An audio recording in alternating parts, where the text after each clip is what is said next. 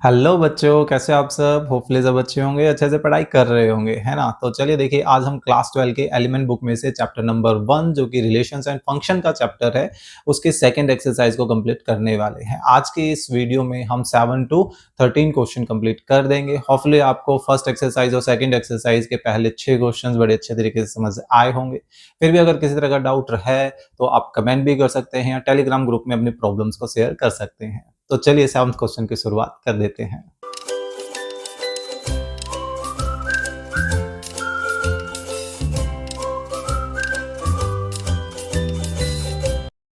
Okay चलिए देखिए 7th question क्या है। Let Z be the set of all integers and R कोई रिलेशन है इस जेड पर और डिफाइन कर रखी है कि ए बी, तो ये तो जेड यहाँ तक तो यही है, A minus B is divisible by 5।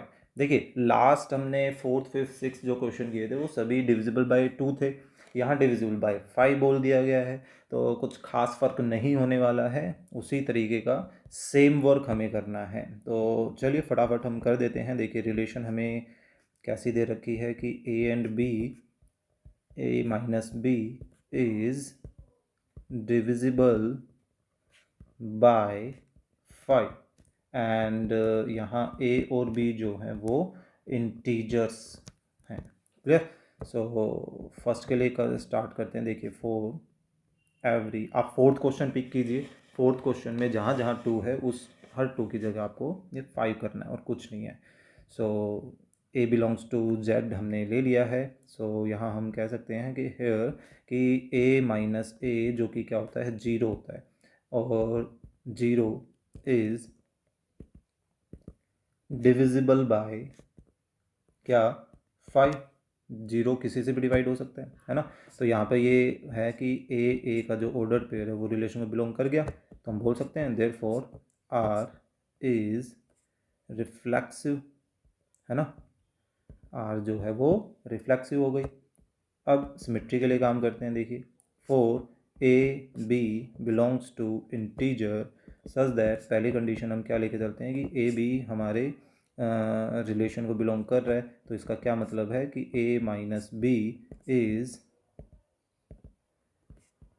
Divisible by 5। तो a minus B divisible by 5 है, तो क्या b minus A divisible by 5 नहीं होगा? वो भी डिविजिबल बाय 5 होगा, है ना? तो ये क्या इंप्लाई कर रहा है कि b a का ऑर्डर पेयर भी रिलेशन को बिलोंग कर रहा है, तो हम बोल सकते हैं therefore r is symmetric, right? Third के लिए काम करते हैं।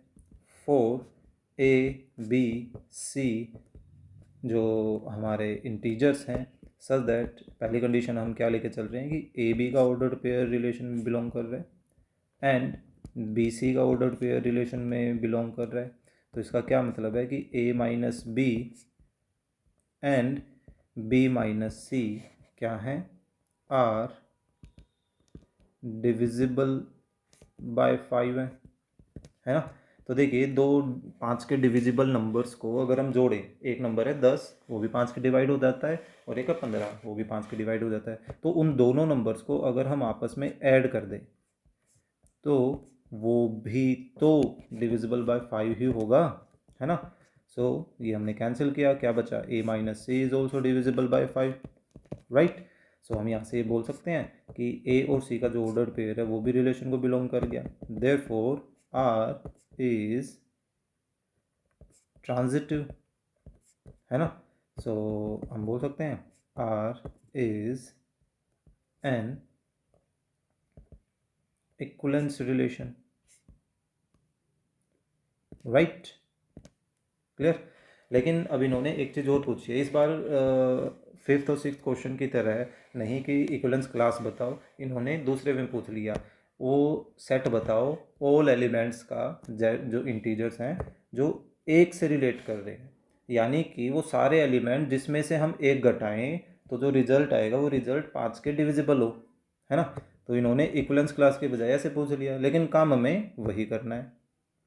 Set of all elements related to 1, तो क्या बनेगा? देखिए ये बन जाएगा हमारे पास माइनस साइड से अगर हम देखें तो -4 लेके चल सकते हैं, है ना। -4 में हमने 1 सब्ट्रैक्ट किया तो क्या आ रहा है -5। क्या ये 5 के डिविजिबल होता है? बिल्कुल होता है ना। फिर हमने 1 ही ले लिया, 1 - 1 0 हो जाएगा। फिर 6 ले लेते हैं, 6 - 1 5 होगा।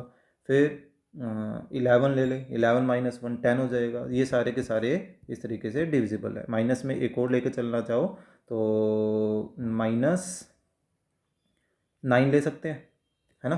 -9 और -1 तो माइनस का 10 हो जाएगा। वो भी सभी डिविजिबल बाय 5 होते ही हैं। क्लियर। तो ये था हमारा क्वेश्चन नंबर 7। चलिए नेक्स्ट करते हैं क्वेश्चन नंबर 8। क्या है?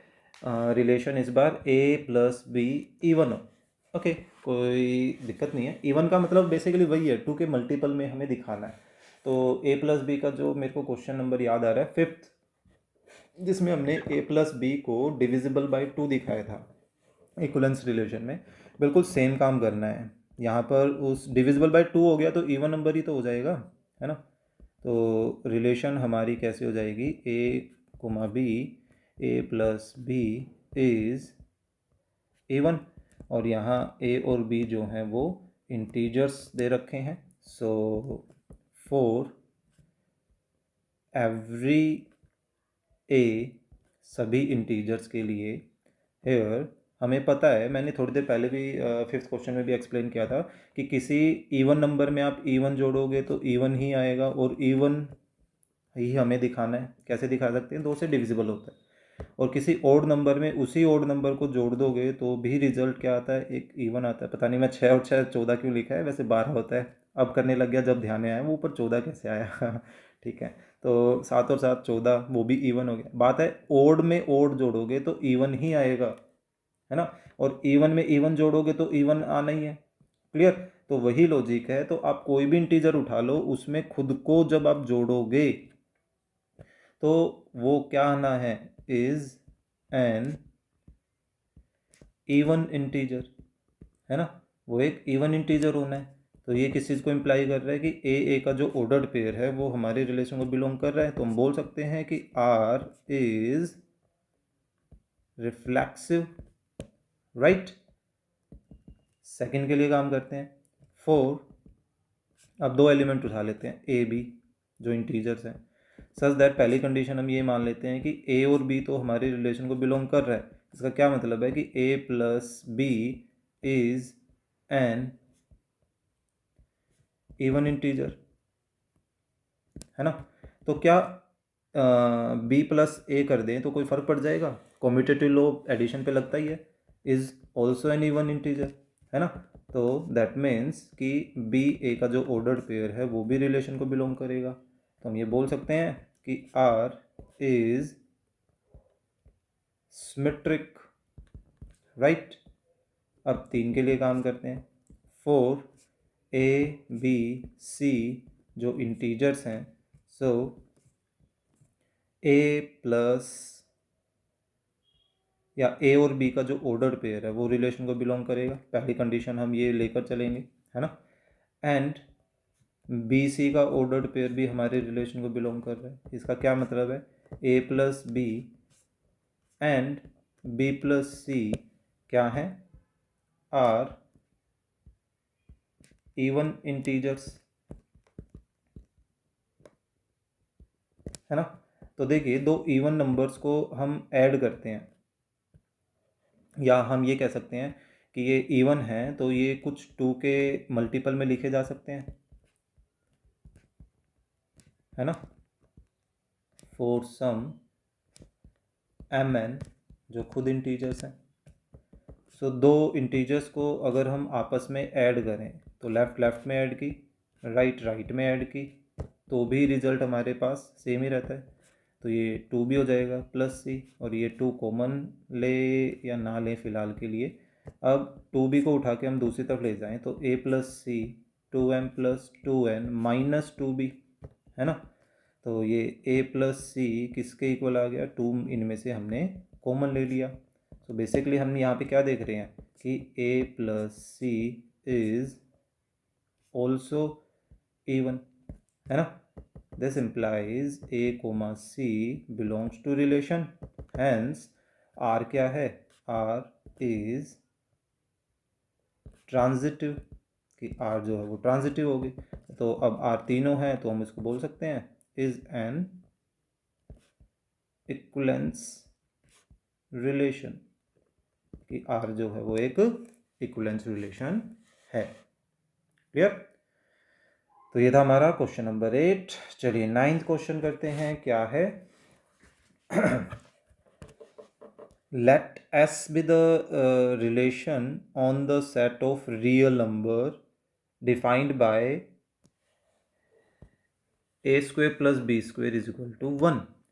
कि दो नंबर्स के स्क्वेयर्स का एडिशन 1 है. तो ये प्रूव करना है कि ये इक्विवेलेंस रिलेशन नहीं होगी. बिल्कुल भाई, आप कोई भी दो रियल नंबर उठा लो, ठीक है, ज़रूरी नहीं कि उनका स्क्वेयर का एडिशन 1 ही आए. लाइक 1 ही ले लो, 1 स्क्वेयर प्लस 1 स्क्वेयर 1 तो होता ही नहीं, है ना. और इक्विवेलेंस दिखाने के लिए हमारे पास 3 में से कोई एक कंडीशन ही दिखानी होती है कि वो हमारे पास ये नहीं है. ठीक है, तो एक भी नहीं होगी तो हम ये बोल सकते हैं कि वो इक्विवेलेंस नहीं होगी. सो हम यहाँ पे सिर्फ रिफ्लेक्सिव से ही काम चलाएंगे. देखिए हमारी जो रिलेशन एस है वो कैसे दी गई है. ए कोमा बी, जो हम ए पे कंडीशन वो अलग से दिखा सकते हैं. इसका कहने का ये मतलब है कि ए और बी जो हैं वो दोनों रियल नंबर्स हैं. राइट. तो हम रिफ्लेक्सिव के लिए स्टार्ट करते हैं कि 4 1 हमने एक रियल नंबर लेट कर लिया. ठीक है. हेयर हम ये दिखा सकते हैं कि 1 square plus 1 square is equal to 2 होता है. ये 1 के इक्वल नहीं होता, है ना. तो ये किस चीज़ को इम्प्लाई कर रहा है कि 1 1 का जो ऑर्डर्ड पेयर है वो रिलेशन को रिलेशन एस है को बिलोंग नहीं कर रहा है. नहीं कर रहा है तो हम ये कह सकते हैं एस इज नॉट रिफ्लेक्सिव, है ना. अब एस जो है वो रिफ्लेक्सिव नहीं है तो हम ये बोल सकते हैं hence S is not an equivalence relation. Simple. Clear. मान लीजिए किसी क्वेश्चन में रिफ्लेक्सिव हो जाती है. अब आप सिमेट्री पे आ गए और सिमेट्रिक नहीं सेटिस्फाई होती है तो आपको क्वेश्चन वहीं रोक दो और कह दो भाई ये इक्विवेलेंस रिलेशन नहीं है. या किसी क्वेश्चन में रिफ्लेक्सिव हो जाती है, फिर सिमेट्री हो जाती है, लेकिन फिर ट्रांजिटिव पे आके बात अटक जाती है कि ट्रांजिटिव नहीं है, तो भी आप फिर बोल सकते हैं कि वो इक्विवेलेंस नहीं है. ओके. तो कोई एक भी मना कर दे, अब आपको ज़रूरी नहीं है ये रिफ्लेक्सिव नहीं थी तो आपको सिमेट्री और ट्रांजिटिव भी दिखाने की जरूरत नहीं है इस क्वेश्चन में. क्लियर. तो ये हमारा 9th क्वेश्चन. चलिए 10th करते हैं. क्या है? So that the relation is congruent to on the set of all triangles in a plane is an equivalence relation. ठीक है. रिफ्लेक्सिव तो ये हो ही जाएगा. आई थिंक ये हो जानी, हाँ वैसे इन्होंने सो दैट तो बोला ही है, सोचने की तो ज़रूरत ही नहीं है, तो ये होनी ही है. ओके. सो इसको आर के रूप में ऐसे बोल देते हैं कि एक्स एंड वाई दो हमने लिए. एक्स और वाई दो ट्राइंगल्स हैं जो कॉन्ग्रुएंट है. X is congruent to Y and X and Y जो हैं वो किसको बिलोंग कर रहे हैं? ये बिलोंग कर रहे हैं सेट ऑफ ऑल ट्राइंगल्स. ठीक है. सो फर्स्ट के लिए करते हैं फॉर एवरी ट्राइंगल. ये सेट ऑफ ऑल ट्राइंगल को एक नाम दे दें, लेट कर लेते हैं. ए जो है वो किसको रिप्रेजेंट कर रहा है? Set of all triangles in a plane. तो अब क्योंकि हमने इसको नाम दे ही दिया तो हमें यहाँ पर सिर्फ ए ही लिखना इनफ है. तो हमने ये किया कि सेट ऑफ ऑल ट्राइंगल में से ए कोई हर ट्राइंगल का रिप्रेजेंटेटिव लिया. तो हमें पता है, वी नो दैट कि हर ट्राइंगल जो है वो खुद के क्या होता है, कॉन्ग्रुएंट होता है ना। तो ये किस चीज़ को रिप्रेजेंट कर रहा है कि एक्स का जो ऑर्डर्ड पेयर है वो हमारे रिलेशन को बिलोंग करेगा। तो हम बोल सकते हैं कि आर इज, सॉरी इक्विवेलेंस नहीं, रिफ्लेक्सिव रिलेशन, है ना। we know that every triangle is congruent to itself, आप ऐसे ही बोल सकते हैं, या we know that में हमने is congruent to ये हमने वैसे डिनोट कर दिया ताकि हमें is congruent to वो तीन तीन वर्ड ना लिखने पड़े, और कुछ नहीं है। अब सिमेट्री के लिए करते हैं काम स्टार्ट। देखिए फॉर x एंड y दो ट्राइंगल्स लेकर चल पड़ते हैं हमारे सेट के, सच दैट पहली कंडीशन हम ये लेके चलते हैं कि एक्स वाई का जो ऑर्डर पेयर है वो हमारे रिलेशन को बिलोंग कर रहा है। तो इसका क्या मतलब है, X is congruent to Y, है ना। तो क्या ये इस चीज़ को इम्प्लाई नहीं करेगा कि Y is also congruent to X, है ना। उसे बोलने से क्या फ़र्क पड़ेगा, एक्स वाई के कॉन्ग्रुएंट है तो वाई भी तो एक्स के कॉन्ग्रुएंट होगा। तो ये किस चीज़ को इम्प्लाई कर रहा है कि वाई एक्स का जो ऑर्डर्ड पेयर है वो भी रिलेशन को बिलोंग कर रहा है। हैंस आर इज क्या हो गई, सिमेट्रिक हो गई, राइट। बिल्कुल सेम ऐसे ही हमें तीन के लिए करना है। फॉर ए बी, सॉरी हाँ वैसे ए बी सी बोलना तो ए बी सी बोल दो, फिलहाल हमने एक्स वाई जेड बोल दिया। ए सेट के एलिमेंट है, सच दैट पहली कंडीशन हम क्या लेके चल रहे हैं कि एक्स वाई का ऑर्डर्ड पेयर हमारे रिलेशन को बिलोंग कर रहा है, एंड वाई जेड का जो ऑर्डर्ड पेयर है वो हमारे रिलेशन को बिलोंग कर रहा है, राइट। सो ये किस चीज़ को इम्प्लाई कर रहा है कि एक्स जो है वो कॉन्ग्रुएंट है वाई के, एंड वाई जो है वो कॉन्ग्रुएंट है जेड के। तो ये क्या इस चीज़ को रिप्रेजेंट नहीं कर रहा कि एक्स और जेड भी आपस में क्या होंगे, कॉन्ग्रुएंट होंगे, है ना। सो एक्स और जेड का ऑर्डर्ड पेयर भी हमारे रिलेशन को बिलोंग कर रहा है, देयरफॉर आर क्या है, इज ट्रांजिटिव, है ना। तो हम बोल सकते हैं therefore R is an equivalence relation, right. तो ये था हमारा question number I think 10th, yes 10th। चलिए नेक्स्ट करते हैं, क्या है, let R be the relation defined on the set जिसमें 1 से लेकर 7 तक के नंबर हैं और एक रिलेशन दे रखी है, both A and B are either odd और इवन। अच्छा, ए और बी या तो दोनों ओड होंगे या इवन होंगे, ठीक है। चलिए रिफ्लेक्सिव से रिलेटेड तो काम हो ही सकता है क्योंकि उस नंबर को खुद से ही रिलेट करना है।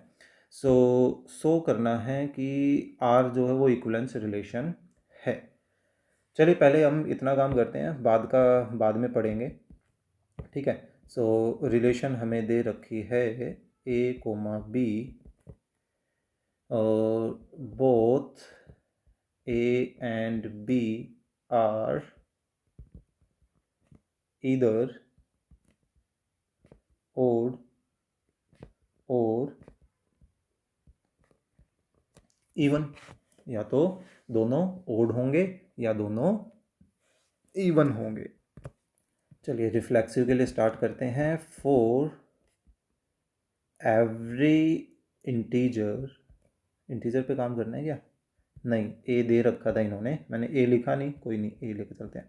फॉर एवरी ए हेयर, देखिए ए कोमा ए जो है वो हमारे रिलेशन को बिलोंग करेगा ही करेगा, क्यों, क्योंकि किसी भी नंबर को पिक कर लीजिए, 1 को 1 से कंपेयर किया तो 1 ओड, ये पहले वाला ओड है तो देखिए दूसरे वाला भी तो ओड हुआ, फेस बन गया एक ऐसा, है ना इसको थोड़ा सा ऐसे ऐसे कर दीजिए, एक फेस बन गया, बड़ा गंदा फेस बनाया था मैंने ऐसे ही अगर आप 2 लेके चलते हैं तो दूसरा भी आपको 2 लेके चलना पड़ेगा क्योंकि एक ही बात हो रही है। तो अगर देखिए पहला इवन है तो दूसरा भी इवन ही है, तो ये हमारे पास हमारे रिलेशन को सेटिस्फाई कर रहा है।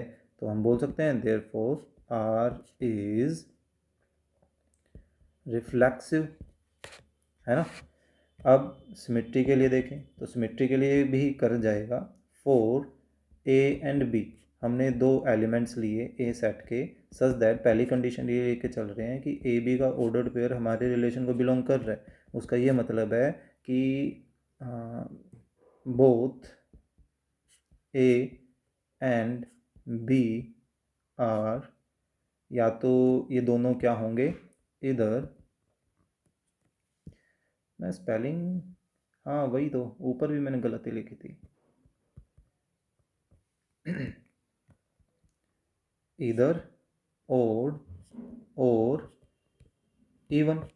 अब ये देखिए कि ए और बी दोनों मिलकर या तो ओड होंगे या इवन होंगे, तो इसी चीज़ को अगर मैं बी एंड ए लिख देता हूँ तो क्या उससे कोई फ़र्क पड़ जाएगा? वो अब भी सेम ऐसे ही इवन या ओड रहने वाले हैं, यानी कि ए बी और ए का ऑर्डर्ड पेयर भी हमारे रिलेशन को बिलोंग करेगा, है ना। तो हम बोल सकते हैं देयरफॉर आर इज़ क्या है, सिमेट्रिक है ना। अब 3 के लिए करते हैं। फोर ए बी सी हमारे ए सेट के एलिमेंट हैं, सच दैट ए बी का ऑर्डर्ड पेयर हमारे रिलेशन को बिलोंग कर रहे हैं एंड बी सी का ऑर्डर्ड पेयर भी हमारे रिलेशन को बिलोंग कर रहे हैं। तो इसका क्या मतलब है कि here A and B and B and C are either odd और इवन, कि ये पेयर में भी या तो इवन होंगे या ओड होंगे, है ना। और ऐसे ही ये पेयर में भी, अब मान लीजिए ये ए जो है वो 2 है, तो बी भी क्या होना पड़ेगा, एक इवन ही होना पड़ेगा, है ना। अब यहाँ पर यही बी यूज हो रहा है तो ये बी इवन है, तो यहाँ पर जो सी है वो भी क्या होना चाहिए, इवन ही होना चाहिए। तो ऐसी सिचुएशन में हम इनको यूज करें तो ये दोनों भी तो क्या हुए, इवन हुए। लेकिन इसके बजाय अगर ये ए की शुरुआत ओड से हो जाती है तो बी भी हमें क्या लेके चलना पड़ेगा, ओड लेके चलना पड़ेगा। और बी यहाँ ओड है तो इधर भी ये सेम ही रहेगा। तो अब यहाँ बी ओड है तो सी भी क्या होना पड़ेगा, एक ओड होना पड़ेगा। तो स्टार्टिंग से इसकी बात करें ए और सी की, तो ये भी तो दोनों ओड ही हुए, है ना। सो हम यहाँ पर डायरेक्टली ये बोल सकते हैं कि A and C are also, या यही लिख देते हैं, आर इधर ओड और इवन। दिस इम्प्लाइज कि ए और सी का ऑर्डर्ड पेयर भी हमारे रिलेशन को बिलोंग कर रहे हैं, हैंस आर इज ट्रांजिटिव, कि आर जो है वो ट्रांजिटिव है। हैंस हम बोल सकते हैं R is an equivalence relation, right. तो हमने इक्विवेलेंस तक का काम तो कर दिया। अब ये कह रहा है कि further so that all the elements of the set 1 3 5 7, ठीक है, इसने 1 3 5 7 ये ओड नंबर्स अलग कर लिए। इस सेट को ये कह रहा है कि ये रिलेटेड हैं टू ईच अदर, कि ये आपस में रिलेटेड हैं। हाँ बिल्कुल, ये देखिए 1 3 5 7 सारे ओड हैं, तो हमें हमारी रिलेशन के अकॉर्डिंगली दोनों के दोनों पेयर्स जो चाहिए वो पेयर के एलिमेंट कैसे चाहिए, ओड चाहिए या इवन चाहिए, है ना। तो फिलहाल ये तो सारे ओड के हैं। And all the element of the subset 2 4 6 are related to each other. Related to each other का मतलब है ये इस रिलेशन को सेटिस्फाई कर रहे हैं, बिल्कुल कर रहे हैं, सारे के सारे क्या हैं, इवन है। फिर कहता है but no element of the subset this is related to any element of the subset that one. हाँ वो पॉसिबल ही नहीं है, क्योंकि अगर हम इस सेट का किसी एलिमेंट को इस सेट के किसी एलिमेंट के साथ रिलेट करें तो वो ओपोजिट हो जाएंगे, कि एक ओड हो जाएगा और एक इवन हो जाएगा, जबकि वो हमारे रिलेशन को सेटिस्फाई नहीं करेगा। हमें तो दोनों के दोनों क्या चाहिए, या तो ओड या दोनों के दोनों इवन चाहिए। ऐसा ना हो कि एक ओड हो और एक इवन हो, है ना। तो इस चीज़ को रिप्रेजेंट कैसे करें वो देखते हैं, चलिए। देखिए ऐसे ही लिख सकते हैं, सिंस ये जो सेट दे रखा है 1 3 5 7 ऑफ ए, ये उसी का तो सबसेट है ना। ये हमारे पास इसका सबसेट है, कंटेन्स ऑल ओड नंबर्स, है ना, ये सारे के सारे ओड नंबर हैं which are related to itself,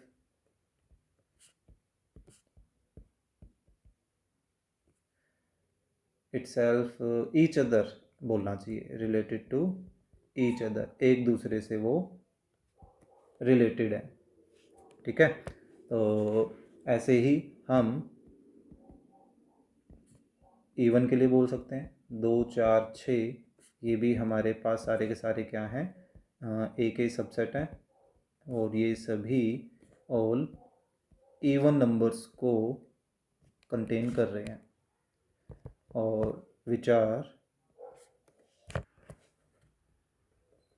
related to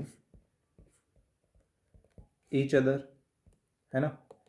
but अब ये जो रिलेशन थी कि एक इवन नंबर इवन से ही रिलेट करेगा, ओड नंबर ओड से ही रिलेट करेगा, एंड इवन एज, वो लिख देते हैं, as even number is related to an even number and odd number is related to an odd number, therefore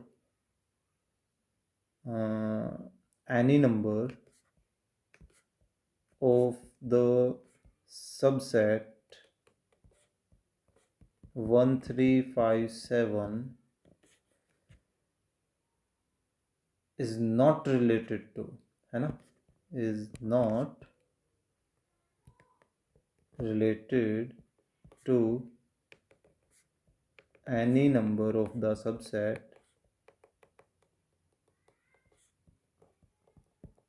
2 4 6। Clear कि 1 3 5 क्योंकि ओड नंबर का है हमारे पास सेट, तो उनके कोई भी एलिमेंट इवन नंबर के सेट से रिलेट नहीं कर सकते। क्लियर, तो यही चीज़ लिखी जा सकती है इसमें, और इतना ज़्यादा एक्सप्लेन करने की भी ज़रूरत नहीं पड़ेगी। क्लियर, तो ये था हमारा क्वेश्चन नंबर 11। चलिए 12th क्वेश्चन बढ़ते हैं। क्या है, एक्स एक फंक्शन है फ्रॉम एक्स टू वाई, ठीक है, defined a relation R in X, एक एक्स सेट पे रिलेशन दे रखी है F A is equal to F B, okay, and हमें शो करना है कि ये एक इक्विवेलेंस रिलेशन होगी। चलिए देखते हैं क्या किया जा सकता है इसमें। वैसे हम किसी फंक्शन में डोमेन में से कोई भी एक एलिमेंट को 2 बार रखें तो रिजल्ट तो सेम ही आएगा। तो 2 बार रखने का मतलब है कि एफ में मैं एक बार ए रखूं और फिर से ए रखूं तो रिजल्ट तो इक्वल ही रहने वाला है ना। तो दैट मीन्स कि वो रिफ्लेक्सिव तो आराम से हो जाएगा। सो यहाँ एक तो हमें क्या गिवन है कि जो फंक्शन है वो function from X to Y काम कर रहा है, और हमारी जो रिलेशन है वो रिलेशन कैसी है, A comma B F A is equal to F B. ठीक है, so for every element of X, क्योंकि डोमेन के एलिमेंट हम लेके चलते हैं हमेशा, है, हम यहाँ पर देख सकते हैं here F of A actual में खुद एफ ऑफ ए के क्या होगा, इक्वल होगा, है ना। तो ये किस चीज़ को इम्प्लाई कर रहा है कि ए के जो ऑर्डर्ड पेयर है वो हमारे रिलेशन को बिलोंग करेगा, बिल्कुल करेगा। तो यानी कि आर जो है वो क्या है, रिफ्लेक्सिव है ना। सेम ऐसे ही फॉर ए एंड बी हमने 2 एलिमेंट ले लिए इस एक्स सेट के, सच दैट पहली कंडीशन हम क्या लेके चल रहे हैं कि ए बी जो है वो हमारे रिलेशन को बिलोंग कर रहे हैं, यानी कि एफ ऑफ ए जो है वो एफ ऑफ बी के इक्वल होगा। तो क्या अगर मैं इसको F of B is equal to F of A लिख दूँ तो कोई फ़र्क पड़ेगा, नहीं फ़र्क पड़ेगा। दैट मीन्स कि बी और ए का ऑर्डर्ड पेयर भी रिलेशन को बिलोंग कर रहा है ना। यानी कि आर जो है वो क्या हो गया, इज सिमेट्रिक, राइट। सेम ऐसे ही हमें ट्रांजिटिव के लिए करना है फॉर ए बी सी जो हमारे एक्स के एलिमेंट हैं, सच दैट पहली कंडीशन क्या लेके चल रहे हैं कि ए बी का ऑर्डर्ड पेयर हमारे रिलेशन को बिलोंग कर रहे हैं एंड बी सी का ऑर्डर्ड पेयर भी हमारे रिलेशन को बिलोंग कर रहा है। तो इसका क्या मतलब है कि एफ ऑफ ए और एफ ऑफ बी इक्वल है एंड एफ ऑफ बी और एफ ऑफ सी भी इक्वल है। तो ये देखिए कि हम 9th क्लास से पढ़ते आ रहे हैं वैसे कि things equal to the same thing are equal to each other. तो ये किस चीज़ को रिप्रेजेंट कर रहा है कि एफ ए और एफ सी भी आपस में इक्वल है ना, यानी कि ए और सी का ऑर्डर्ड पेयर भी हमारे रिलेशन को बिलोंग कर रहा है। That means R is transitive. So R भी ट्रांजिटिव हो गई। सो हम बोल सकते हैं therefore R is an equivalence relation. R जो है वो एक इक्विवेलेंस रिलेशन है और हमें यही तो प्रूव करना था। क्लियर? चलिए नेक्स्ट लास्ट क्वेश्चन करते हैं इस एक्सरसाइज का। क्या है हर एक रिलेशन है Cartesian product N to N पर और ये कैपिटल एन नेचुरल नंबर का सेट है। डिफाइंड बाय रिलेशन डिफाइन कर रखी है A comma B is related to C comma D if and only if A plus D is equal to B plus C. ऐसे ही relation ये product के साथ भी दी जा सकती है। ठीक है, तो शो करना है कि ये एक इक्विवेलेंस रिलेशन होगी। चलिए देखते हैं। तो इस रिलेशन में हमारे पास देखिए क्या दिया गया है, इसको कैसे लिख सकते हैं, या इस फॉर्म में तो इसको लिखना थोड़ा सा अटपटा रहेगा, इसको एज इट इज़ ही रहने देते हैं। Given A comma B is related to C comma D in double implies है ये कि फर्स्ट एंड लास्ट का एडिशन सेकंड और थर्ड के इक्वल है। ठीक है, एंड ये जो ए बी जो है वो हमारे कार्टेशियन प्रोडक्ट को रिप्रेजेंट करते हैं। ए बी का ऑर्डर्ड पेयर है। अब ये इस चीज़ का ध्यान रखना, ये अब अलग अलग एलिमेंट्स नहीं है। ओके, सो फर्स्ट लेके चलते हैं फॉर एवरी, अब तक हम एलिमेंट्स पे काम करते आए थे, अब हमें ऑर्डर्ड पेयर्स पे काम करना है। ठीक है, जैसे अब तक एक ही एलिमेंट लेके चल रहे थे, अब उसी चीज़ को साथ लेके चलना है। सो देखिए फॉर हियर हम ये बोल सकते हैं कि A plus B is equal to B plus A, है ना। इसके पैटर्न को समझिएगा और इससे रिलेट करिएगा। मैंने क्या बोला था, ये लिखते वक्त आपने ध्यान दिया हो तो फर्स्ट एंड लास्ट का एडिशन सेकंड और थर्ड का, तो ये फर्स्ट लास्ट सेकंड थर्ड क्या है, ये है फर्स्ट, ये सेकंड, ये थर्ड, ये फोर्थ। ठीक है, तो फर्स्ट और लास्ट का addition and second and third का एडिशन, है ना। तो ये दोनों तो इक्वल होते ही हैं। इसके पीछे का रीज़न आप लिख सकते हो कम्यूटेटिव लॉ। ठीक है, commutative law of addition, law की मैंने क्या स्पेलिंग लिखी थी। ठीक है, कम्यूटेटिव लॉ। तो इस चीज़ को हम ये लिख सकते हैं, देखिए ये हमारा फर्स्ट और ये लास्ट, तो मैंने दो ऑर्डर्ड पेयर बना लिए, बीच में आर रिलेशन का आर है। तो देखिए ये हमारा फर्स्ट, ये हमारा लास्ट, देन ये हमारा सेकंड और ये हमारा थर्ड। तो ये देखिए तैयार हो गया, ए कोमा बी रिलेटेड है ए कोमा बी से, है ना। तो हर एलिमेंट खुद से रिलेट कर गया, तो हम बोल सकते हैं therefore R is reflexive. Clear? चलिए एक और करते हैं और अच्छे से क्लियर होगा।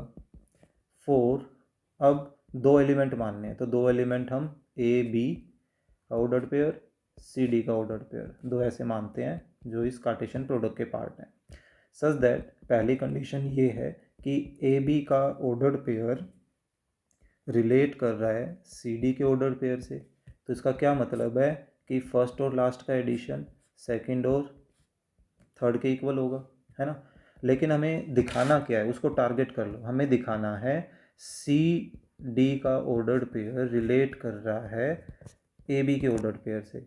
तो इसको अगर लिखें तो first and last B C और सेकंड और थर्ड ये ऐसे बनानी है। यानी कि इसको अब ऐसा मॉडिफाई करना है। हमने हमारे रफ में करके देख लिया कि हमें चाहिए क्या रिजल्ट, ताकि हम उसको इस तरीके से रिवर्स ऑर्डर में लिख सकें। तो अब ये देखिए, दो चीज़ें इक्वल हैं तो उनको अगर लेफ़्ट राइट में हम लिख सकते हैं तो क्या कोई फ़र्क पड़ेगा? नहीं फ़र्क पड़ेगा, है ना। हमने उनको लेफ़्ट राइट में लिख दिया। अब ये देखिए, एडिशन पर कम्यूटेटिव लॉ काम करता है, तो बी प्लस सी लिखें या सी प्लस बी लिखें कोई फ़र्क नहीं पड़ेगा। ऐसे ही ए प्लस डी लिखें या डी प्लस ए लिखें, उससे भी कोई फ़र्क नहीं पड़ेगा। फिर से वही कम्यूटेटिव लॉ, ठीक है। सो हमारा टारगेट हो गया फिक्स। अब इसको हम क्या लिख सकते हैं ऑर्डर्ड पेयर्स के रूप में। ये देखिए, फर्स्ट देन लास्ट, फिर सेकंड देन थर्ड। तो देखिए, ए बी का ऑर्डर्ड पेयर सी डी से रिलेट कर रहा था, तो अब उसका उल्टा हो गया, सी डी का ऑर्डर्ड पेयर भी ए बी से रिलेट कर रहा है। दैट मीन्स कि हम बोल सकते हैं देयरफॉर आर इज सिमेट्रिक, है ना। ऐसे ही अब हमें 3 के लिए करना है ट्राई। चलिए, अब हम लेकर चलते हैं 3 ordered pair A B C D E F. 3 ordered pairs हम लेकर चल रहे हैं सच दैट पहली कंडीशन क्या है, ए बी रिलेट कर रहा है सी डी से एंड सी डी रिलेट कर रहा है ई एफ से। तो इसका क्या मतलब है उसको लिखते हैं। देखिए, फर्स्ट एंड लास्ट का एडिशन सेकंड और थर्ड के इक्वल होगा, एंड इसको देखें तो फर्स्ट और लास्ट का एडिशन सेकंड और थर्ड के इक्वल होगा। तो इसको इन दोनों के बीच में कोई लिंक बनाने के लिए हम ऐसा करते हैं, ये सी डी को एक तरफ कर लेते हैं। इस बी को मैं लेफ़्ट में ले आया और डी को राइट में ले गया, तो माइनस में हो गया। ऐसे यहाँ डी को लेफ़्ट में ले आते हैं और एफ को राइट में ले जाते हैं। तो ये देखिए, things equal to the same thing, है ना। दैट मीन्स कि ये थिंग्स भी आपस में क्या होंगी, इक्वल होंगी। तो यहाँ से फिर से हम f को लेफ़्ट में ले आएँ तो पॉजिटिव हो जाएगा, और b को राइट में ले जाएं तो वो भी पॉजिटिव हो जाएगा। क्लियर। और राइट में ले जाते हुए भी उसको यहाँ लिखा है क्योंकि हमें उसी ऑर्डर में चाहिए। सो इस चीज़ को क्या हम ऐसा लिख सकते हैं, देखिए, first and last then second and third. तो देखिए, ए बी का ऑर्डर्ड पेयर सी डी से कनेक्ट था और सी डी का ऑर्डर्ड पेयर ई एफ से कनेक्ट था। तो यहाँ से हमारे पास ए बी का ऑर्डर्ड पेयर ई एफ से कनेक्ट हो गया। तो हम इस तरह की रिलेशन को क्या बोलते हैं, आर इज ट्रांजिटिव, है ना। तो हम बोल सकते हैं therefore R is an equivalence relation, कि आर जो है वो एक इक्विवेलेंस रिलेशन है, और हमें यही तो दिखाना था, है ना। सबसे अलग क्वेश्चन था ये और कोई कंपेरेटिवली। सो इसी के साथ हमारी सेकंड एक्सरसाइज इक्विवेलेंस रिलेशन से रिलेटेड हो जाती है कंप्लीट। होपफुली आपको ये एक्सरसाइज समझ आई होगी, कंटेंट अच्छा लगा है, क्वेश्चन समझ आए हैं तो प्लीज़ लाइक करना ना भूलें, अपने फ्रेंड्स के साथ शेयर करना ना भूलें ताकि उनको भी कुछ ना कुछ बेनिफिट हो। चैनल पर नए हैं तो प्लीज़ सब्सक्राइब भी करें। तो चलिए मिलते हैं नेक्स्ट वीडियो में नेक्स्ट एक्सरसाइज के साथ।